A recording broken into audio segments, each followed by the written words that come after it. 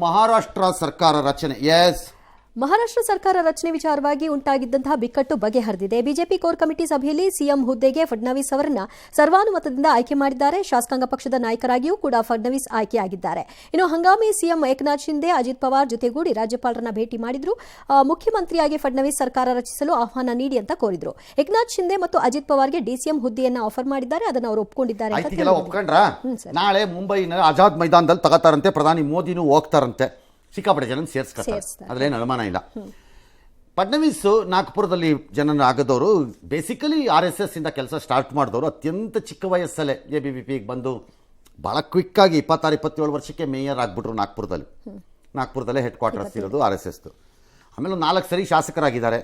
ಮೊದಲನೇ ಸರಿ ಅವರು CM ಆಗಿದ್ದಾಗಲೇ ಅವ್ರಿಗೆ 44 ವರ್ಷ. ಆಮೇಲೆ 2ನೇ ಸರಿ ಆದರೂ, ಬಟ್ ಅದು 5 ದಿನ 5 ದಿನ ಏನೋ ಅಷ್ಟೇ, ಒಂದು 10 ಗಂಟೆನೋ 6 ಗಂಟೆನೋ ಇತ್ತು, ಹೋಯ್ತದು ಡಮಾರ ಬಿದ್ದೋಯ್ತು.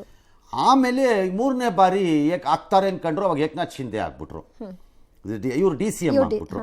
ಈಗ 3ನೇ ಬಾರಿ ಆಗ್ತಿದ್ದಾರೆ. ಈಗ ಇವರು ಒಂದೇನಪ್ಪ ಅಂತಂದರೆ, ಕೆಲವ್ರು ಹೇಳೋದು ಏಕನಾಥ್ ಶಿಂದೆ ಜಾಗದಲ್ಲೇ ಫಡ್ನವೀಸ್ ಆಗಬೇಕಿತ್ತು ಆಗಲೇ, ಬಟ್ ಅದೇನೇನೋ ಕಾರಣಕ್ಕೆ ಆಗಲಿಲ್ಲ. ಏಕನಾಥ್ ಶಿಂದೆಗೆ ಬಿಟ್ಕೊಟ್ರು. ಫಡ್ನವೀಸು ದೊಡ್ಡ ಮನಸ್ಸು ಮಾಡಿ ತಾನು CM ಆಗಿದ್ರು DCM ಒಪ್ಕೊಂಡು ಒಳಕ್ಕೆ ಹೋದ್ರು. ಅದನ್ನೇ ಏಕನಾಥ್ ಶಿಂದೆನೂ ಮಾಡಬೇಕೀಗ ಇವತ್ತಿನ ಪರಿಸ್ಥಿತಿಗೆ ಅಂತ ಕೆಲವರು ವಾದ. ಏನು ಮಾಡ್ತಾರ ಬಿಡ್ತಾರ, ಅವ್ರವ್ರಿಗೆ ಬಿಟ್ಟಿತ್ತು ಅಲ್ವೇ.